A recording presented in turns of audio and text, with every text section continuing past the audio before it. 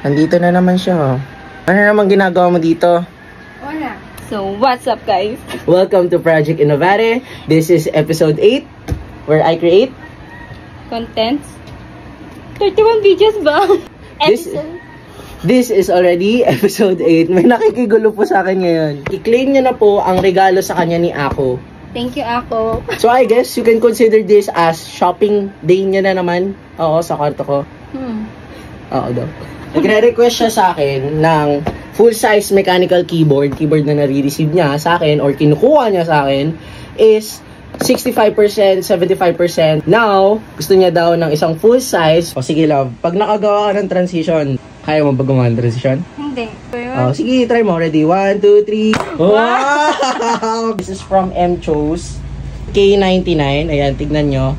Color blue. Papalitan pa daw niya yung switches pero sa tingin ko hindi niya na kailangan, no? Diba?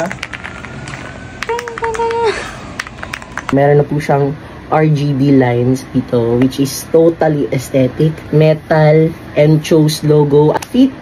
Para na-adjust natin ang ating height. Ito yung mga kasama niyang freebies. Cable niya.